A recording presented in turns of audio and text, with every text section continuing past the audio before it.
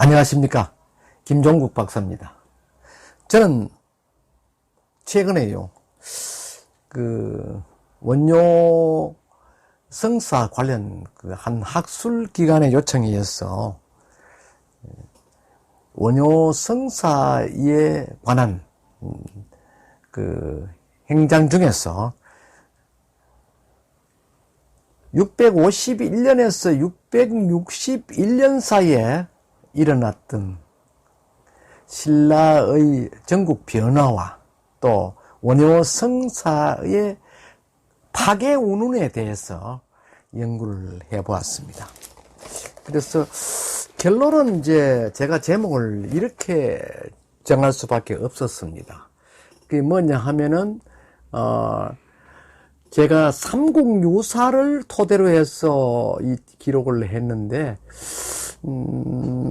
얻어진 결론은 송고성전과 종경록, 그 밖에 인감록이라든지 이런 중국의 고전, 그리고 국내의 삼국유사, 원효, 불기, 그리고 어상전교에 수록되어 있는 내용을 참고로 해서 이렇게 논문을 집필을 하게 되었죠.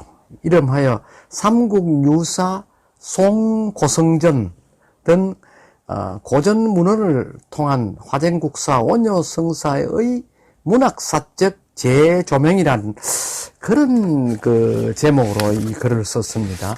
그래서 썼는데 여기에 보면은 제1부는 7세기 중기, 그러니까 651년에서 661년 사이가 되겠죠. 그 원효의 입당 구도와 신라 전국에 미친 영향이라는 그런 제목으로, 이건 여기에는 그 원효의 일체 유심과 신라 불교의 대성화 배경을 중심으로 해서 집필을 해 보았습니다. 그리고 2부는요, 고전에 전승되는 화쟁국사 원효 성사의 캐릭터적 성격이라는 제목으로 각각 한 70쪽씩 이렇게 집필을 했죠. 물론 A4 용지 70쪽에 12포인트가 상당한 양이 됩니다. 그렇게 해서 집필을 해보았는데, 여기에서 가장 문제로 대두되었던 점이 당나라의 입당 구도를 위해서 나섰던 그러한 점과, 또 해골물에 대한 오도, 또 그리고 651년 이후에 입당 구도를 실패하고 황국해서 파괴하였다는 기록, 이 기록을 중심으로 제가 집필을 해보았습니다. 해보았는데 가장 중요한 점은 결국 삼국유사, 이 책에서 해답을 얻을 수 있었다는 거죠. 이 책에 보면은 삼국유사 속에는 여러 가지 내용이 있습니다만은 원효에 대해서는 이해동진도 있고, 그 다음 불기도 있고, 어상정교도 있고, 사복불원조도 있고, 여러 편에서 각각 원효라는 캐릭터가 등장을 합니다. 그런데 가장 중요한 것은 원효 불기예요. 원효 성사에 대해서 아주 삼국유사를 집필한 이런 선사께서 처음과 끝이 다르게 이렇게 표현을 했다는 점입니다. 이를테면은 처음에는 원효 불기 첫머리에 원효의 지칭을 성사라 하였습니다. 성사 원효라고 이렇게 적었습니다. 그러나 뒤에 가서는 향전을 이용해서 했다 하면서 원효가 파괴하였던 점들, 향전에 의해서 기술했다, 이렇게 했거든요. 그 향전에도 앞에 송고성전에 있는 기록들이 원효에 대해 소상이 되어 있기 때문에 향전을 인용해서 한 두어 편 소개를 하겠다 하는 그런 뜻으로 이 글을 썼는데, 그 속에 원효가 파괴를 하였던 그 행위를 뭐라고 했냐면 풍전이다, 이렇게 적었습니다. 이 풍전이라는 것은 아주 나쁜 그 표기입니다. 그건 무엇이냐 하면 그 바람풍자를 쓰거든요. 전자는 미치광이 전자입니다. 미친 듯한 그런 바람기가 있었다, 이런 뜻입니다. 그래서 갑작스럽게 파괴를 자청해서 했다, 이렇게 기록을 해 두었거든요. 거기에 대해서 오늘은 제 논문 그 기술 부분 중에서 요 파트만 조금 더 소상히 하고자 합니다. 그래서 원효성사의 파괴가 그 우리 한국의 문화사적 그 측면에서 어떻게 지금까지 조명되고 있나 하는 것을 연구하기 위해서 앞에 것은 부득이 이런 삼국 유사를 보아야 한다는 것이죠. 그 삼국 유사 속에는 이와 같이 기록을 해 두었습니다. 그럼 삼국 유사부터 하나하나 넘겨서 짚어가면서 제가 말씀을 드리도록 하겠습니다. 그 이 책 그 삼국 유사의 내용을 별도로 제가 그 필요한 부분만 발췌를 했습니다. 한번 보시면 더욱더 참고가 될 것으로 봅니다.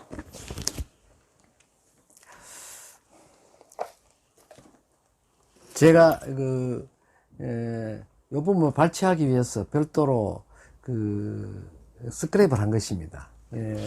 넘겨보면은 이렇게 그 원효 성사에 대한 글은요, 결국 삼국 유사 의의 오 원효 불기에서 찾아볼 수가 있습니다. 다만 삼국 사기 설총편에 보면은 설총의 행장을 소개하면서 부는 원효다 이렇게 하고, 원효는 속환을 했다 이렇게 했습니다. 삼국사기 권 제46 열전 제6 이제 강수 최치원 설총 이른바 신라 3 문장이죠. 를 소개하면서 설총에서 자총지 조부는 그 달마 내마다 부는 원효라고 이렇게 명기를 해 두었습니다. 그리고 초이 상문이다 하고, 그 다음에는 이제 그 불경을 공부하다가 이전에로 돌아갔는데 스스로 이름을 소성거사라 이름 붙였다 이렇게. 상무이란 것은 본래 집으로 돌아갔다는 뜻입니다. 이렇게 삼국 사기에는 표현을 해 두었습니다. 그렇다면은 삼국 유사에는 과연 어떻게 표기를 해 두었나 하는 것이죠. 그래서 오늘 관건은 그쪽으로 그 초점을 비출까 합니다. 여기 보면은 의의 오의 원효 불기라는 편을 나누면서 이런 선사는 원효를 성사원이라고 이렇게 표기를 했습니다. 성사라고 표기를 한 그런 고전은 삼국 유사 외에는 찾아볼 수가 없습니다. 그래서 그 다음 원효는 그 속성이 설시고 이렇게 설명하면서 태어난 장면도 아주 신화소를 많이 활용해서 그가 태어난 곳에서 오색 무죄가 자욱하였다, 뭐 이런 표현도 있고, 또 아버지가 그 자신의 장삼을 벗어서 그 급히 길가 위에 있는 밤나무 밑에 산실을 만들고 출산을 했다 하는 그런 기록들이 이렇게 적혀져 있습니다. 근데 이제 지 고향은 발지촌 또는 불덩얼촌이다 이렇게 했죠. 그리고 이제 원효가 태어난 곳은 율곡의 밤나무 아래다 이렇게 해두었습니다. 그런데 중요한 것은 훗날 원효가 태어난 그 지점에 있는 밤나무가 밤이 바로에 하나 가득 찼다 했고, 또 훗날 그 자리에 원효가 사찰을 건립했는데 그 이름을 사라암이라 했다 하는 그런 기록을 여기서 찾아볼 수가 있습니다. 자, 중요한 것은요, 파괴 부분입니다. 이 파괴 부분에서 이런 선사는 남아있는 향전을 토대로 해서 한두 편 한 사실을 적어두고자 한다. 이렇게 했거든요. 사라는 것은 여기에 사라는 것은 원효를 얘기합니다. 하루는 풍전 창가운, 하루는 그 바람기가 있어 정신없이 노래를 그 길거리에 다니면서 불렀다. 뭐냐? 수허 몰가부 아작 지천주다. 누가 나에게 자루 없는 도끼를 줄 것인가? 그러면 아작지천주, 아작지천주. 나는 하늘을 떠받칠 기둥을 깎겠노라. 이렇게 했죠. 그러니까 정신없이 미치광이처럼 거리에 다니면서 노래를 불렀다 하는 것입니다. 그렇다면은 그 뜻은 무엇인가는 아무도 몰랐다. 아무도 아는 바가 없었다. 그때 태종이 문득 말하기를, 그 소리를 듣고 말하기를, 차사 원효가 욕덕 귀부라, 귀 부인을 얻어서 산 현자지, 현자를 낳고자 하는구나. 이렇게 태종무일왕이 해석했다는 것이죠. 그렇다면요, 태종무일왕이 어떻게 혼자만 그걸 알 수 있었느냐는 것이죠.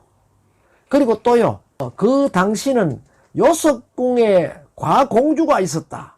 그래서 그 요기록에 보면 그 칙사를 에게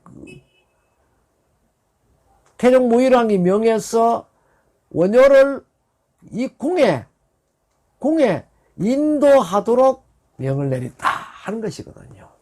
그때 나와보니까 벌써 유교를 건넜다. 그 문청교란 것은 모기문자입니다. 요 문자가 모기문 내천자거든요. 이제 거기에는 지금은 복원했는데 보면 월정교도 있고 그 밑에 돌다리도 있고 이런데 그 정확한 위치는 아마 월정교가 있는 그 서쪽 편에 그 작은 그 돌 위에 그 나무로 만드는 그런 다리가 있었다. 그 느릅나무로 만드는 그 다리가 있었다 하는 것이죠. 그래서 갑자기 우연스럽게 이제 물에 빠져서 옷을 적셨는데 궁리하고 그 나갔던 직사가 그 원효를 궁으로 인도했다. 그렇게 해서 옷을 말리게 하고 이제 이렇게 해서 유숙을 하도록 했다. 그로 인해 가지고 파괴를 할 수밖에 없었다 하는 그런 기록입니다. 자, 고전의 기록은 이러합니다. 그러나 자세히 이를 들여다보면은 그와 다르다는 것이죠. 그러나 이 고전 삼국유사 원효 불기조에 나와 있는 요 단순한 기록만 보면은 마치 지금까지 전성되고 있는 구전과 같이 원효가 바람기가 있었다. 그래서 미친 듯이 거리에 뛰어다니면서 누가 나에게 자루 빠지는 도끼를 줄 것인가? 그러면 내가 하늘을 떠받칠 기둥을 깎겠다 하는 그런 노래를 지어 불렀다는 것이죠. 당시는요, 신라 백제가 피비린내 나는 전투로 모두가 한치 앞을 내다보지 못할 그러한 위기에 처해 있었다는 것이죠. 그러한 위기적, 국가적 위기적 상황 속에서 어찌 신라의 한 스님이 느닷없이 그 상황에 나타나서 누가 자루 없는 도끼, 자루 없는 도끼라는 것은 곧 과부를 이해합니다. 주인 없는 여자, 과부죠. 자루 없는 도끼를 줄 것인가? 나는 하늘을 떠받치는 기둥을 깎겠다. 이렇게 노래를 지어 부르다 하거든요. 하늘을 떠받칠 기둥이란 것은 과부를 내가 얻어서 훌륭한 자식을 내가 낳도록 하겠다 하는 그런 내용의 글입니다. 그렇다면 과연 그 시대에 이게 가능하냐 하는 것이죠. 여기 보시면은 아무도 그 뜻을 알지 못했다. 신라 장안에는 원효가 왜 그런 이야기를 하는지 아무도 그 뜻을 이해하는 자가 없었다는 것이죠. 그런데요, 특이한 사건이 있습니다. 하지만 그때 태종 왕이, 그럼 태종은 무열왕이지 않습니까? 신라의 삼국 전쟁의 가장 치열한 시점에서, 백제와의 전투에서 가장 치열한 전쟁을 총괄 지휘하는 분이 태종 무열왕입니다. 그때는 태종 무열왕이 그 이야기를 듣고 하는 말이, 대사가 귀부인을 얻으려고 하는구나. 그래서 아주 어진 현자를 낳고자 하는구나. 이렇게 해석했던 것이 도대체 이해할 수 없다는 것이죠. 그래서 이를 되돌려 생각하면은 왜 이 삼국유사의 저자인 이른선사께서 굳이 고전에 없는 내용을 향전을 인용해서, 그 향전도 뚜렷하게 어디에 있는 무슨 향전이라는 문헌이 명확하지 않습니다. 그 향전을 인용해서 원효의 파괴를 굳이 이렇게까지 표현하여야 하였던가 하는 것이죠. 이른선사가 앞에는 원효를 성사라고까지 아주 높여서 지칭하면서 왜 말미에 가서는 이렇게 원효를 형편없는 존재로 만들어버린다는 것이죠. 거기에는 유추컨대 크나큰 그 미스테리가 있는 것입니다. 저는 어떻게 생각하느냐면, 여기에는 그 어떤 경우도 원효 단독으로서 이렇게 그 시점에서는 판단할 수가 없다는 것이죠. 나라가 위기에 처해 있는 그 시점에서 어찌 일개 그 사찰의 성녀가, 그것도 또 지금 같으면 중국에 불법으로 배워 갔다가 다시 환국한 그 성녀가 느닷없이 저작거리에 나타나서 나라 사정도 전혀 모른 채 누가 자루 없는 도끼를 줄 것인가, 누가 과부가 내한테 올래, 그러면 내가 하늘을 떠받칠 자식을 낳아줄게, 이거는 이해할 수 없는 이야기입니다. 그 이야기가 향전에 있다. 왜 향전에 있는 이야기를 그대로 적었을까요? 조사도 해보지 않고. 그러면서 신라 장안에는 아무도 그 뜻을 몰랐는데 오직 태종 무열왕만 그 뜻을 알고, 대사가 귀 부인을 만났어, 훌륭한 현자를 출산하고자 하는구나. 태종 무열왕이 그렇게 해석했다면 모두가 의심이 갈 수밖에 없습니다. 태종 무열왕이 어떻게 그걸 갈 수 있습니까? 그러면서 그 뒤에, 그 다음에는 그때는 요속궁에 과공주가 있었다라고 또 명시해 두거든요. 그러면서 궁리를 시켜서 원효를 맞이해서 요속궁으로 인도하라, 이렇게 명을 내렸다 하거든요. 그러면 여기에서 우리가 지금까지 풀지 못하였던 미스테리가 있다는 것입니다. 그렇게 해서 궁리가 그 요속궁 앞으로 가니까 이미 원효가 문천교를 건네고 있었다. 그 문천교를 그 유교라고 합니다. 느릅나무 유자로서 유교를 하는데 아마 나무 출령 다리를 만들었겠죠. 그 다리를 지내면서 이쪽에 요석궁에서 그 궁주가 나오고 또 궁리들이 나온 그 상황을 판단하고는 느닷없이 물속에 빠졌다는 것이죠. 마치 발을 헛디뎌서 빠진 것처럼 빠졌다는 것이죠. 그래가 사람 살리라고 이렇게 가음을 질렀겠죠. 그래서 그들이 이제 구해냈다. 그래서 요석궁으로 인도해서 3일간 궁에 같이 있었다 하는, 그게 이제 파괴의 전말입니다. 이것을 또 뒤바꿔 생각하면은 이 시나리오 자체는요, 아무리 향전이라 할지라도 뭔가 후대에 많은 미스테리를 남겨두었던 그런 것이란 것이죠. 그렇다면 여기는 분명히 원효 단독으로 이 파괴에 들었던 것은 아닙니다.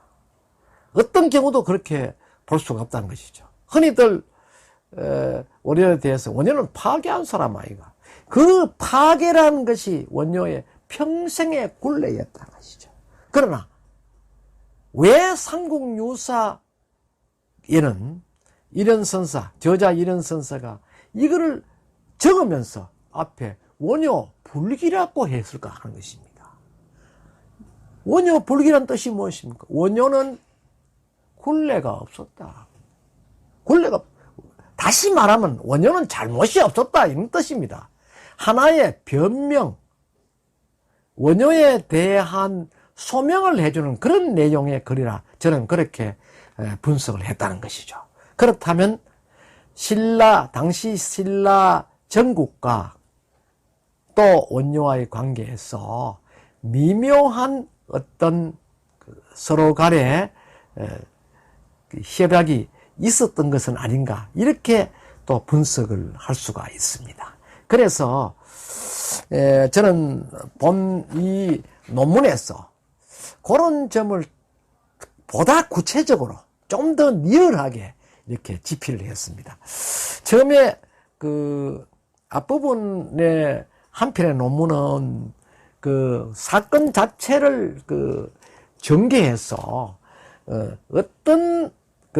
어떻게 이렇게 결론을 얻게 되었나 하는 것을 썼고, 두 번째는 이제 원효라는 그 캐릭터가 어떠한 캐릭터인데 그런 상황에 돌입하게 되었던가 하는 것을 나누어서 이렇게 집필을 했습니다. 그래서 미루어 짐작하건대 이 하나의 그 희대적 그 사건, 역사적 사건인 원효의 파괴는 곧 신라의 대승불교와 또 원효의 화쟁사상, 그리고 신라 삼국 통일과 서로 얽혀진 그런 관계에서 신라 전국이 원효를 또 필요로 하였고, 훗날 삼국유사에 보면 태종무일왕조에 춘추공조에 보면 원효가 고구려 정벌에 나설 때 폐강에서 군사를 빨리 되돌리라 하는 그런 자문을 해두었다는 기록이 있거든요. 그 밖에 설화에는요, 삼국전쟁에 군사 자문을 하였다는 기록이 많습니다. 그리고 미리 가서 민심을 수습했다 하는 그런 기록들도 있고요. 전쟁이 끝나고는 그 전장에서 수없이 죽어가는 그런 영혼들을 위로했다는 그러한 기록도 설화에는 많이 전승되고 있습니다. 그리고 또 원효가 빨리 전쟁을 끝나도록 했다 하는 것은 최소한의 그 희생을 막기 위해서였다 하는 그런 기록도 찾아볼 수가 있습니다. 그래서 종합적으로 미루어 보건대 이는 곧 원효의 작품으로서 이루어졌던 파괴는 아니다 하는 것이죠. 송고성전에도 비록 송고성전에 전혀 언급하지 않았습니다. 왜? 언급하고 싶지 않았거든요. 이건 도저히 불가능하다고 판단했기 때문에 그 송고성전을 그 찬순한 찬녀이라는 분은 원래 그 발해 후손이다 하는 그런 기록이 있습니다. 아마 성씨가 고씨로 이렇게 알려져 있죠. 그래서 이분이 그 원효와 의상을 집필하는 그 장르에 보면은 원효에 대한 그것을 소상하게 적었습니다. 거기에는 원효의 기의 표현인데 화작편도 있고, 마무리하는 과정에서 금강산매경을 논했다 하는 그런 기록이 나옵니다. 그게도요, 신라 전국, 신라의 고성들은 모두가 반대했는데 신문왕의 그 왕후가 뇌종양이 생겨서 왕후를 살리기 위해서 신문왕이 왕명으로 원효가 그 금강산매경을 강론하도록 했다 하는 그런 기록이 있고, 거기에 또 등장하는 분이 바로 신라의 고성 대안대사입니다. 이분이 그 책을 보고 이 책을 강론할 수 있는 사람은 원효가 적격이다. 그리고 어떤 경우든 원효가 하지 않으면 이것은 병을 고칠 수 없다라고 왕에게 진언을 하였던 그런 구절들을 송고성전을 통해서 보았을 때, 여기에는 더욱더 원효의 앞전 파괴 기록에 대한 것은 삼국유사를 집필한 이런 스님의 소명 자료가 아닌가, 이렇게 분석을 할 수밖에 없죠. 그래서 앞으로 학계에서는 이를 보다 더 구체적으로 연구를 해서 원효의 파괴, 그 의미는 무엇인가를 바르게 우리 역사를 정리할 필요가 있다 하는 것이죠. 원효가 여러 기록에 보면 3번이나 고함을 쳤다 하는 그런 기록이 있습니다. 한 번은 정신이 나간 사람 같이 고함 친 게 바로 몰가부 노래입니다. 수어 몰가부 아작지천주라는 노래를 그 문천 그 나무다리를 건너면서 불렀다, 고함을 쳤다는 것이죠. 그 다음 파괴하고 나서 저작거리에 나와가지고 소성거사, 복성거사라는 이름으로 스스로 나는 환속했다 하는 그런 뜻으로 까만 모자를 쓰고 속복을 입고 나와서 저작거리에 무예가를 부르면서 고함을 쳤다는 것이죠. 그러면서 민중들을 교화하는데 거기에는 나무아미 타불을 목이 터지도록 불렀다는 것이죠. 다음 3번째는 무엇이냐? 바로 금강산매경론을 황룡사에서 강론할 때 지장주를 3번이나 쿵쿵 짚으면서 큰 소리로 마치 황룡사가 떨어가도록, 어제까지는 100개의 석가래를 구할 때는 나는 이 자리에 오지 못했다. 그러나 오늘 1개의 들보를 구할 때는 내가 이 자리에 서게 되었노라 하면서 목이 터지라 고함을 치니까 그 소리를 들었던 소승불교론자들이 모두 고개를 숙이면서 참여했다 하는 기록을 송고성전에 적어두었습니다. 왜 참여했을까요? 적어도 소승불교론자들은 그 사정을 알고 있다는 것이죠. 그래서 원효에게 큰 굴레를 그들이 맡겼고, 그로 인해서 원효가 파괴하였다는 것입니다. 그 뒤에도 동주천 자제암설화라든지 또 낙산사에 들어가면서 관세음보살을 칭견하기 위해서 가면서 세 여인을 만났을 때 모두 자제하였던 여러 가지 그 기록들을 미루어 보았을 때는 원효의 파괴는 자신에 의한 파괴는 아니다. 그렇다면 원효는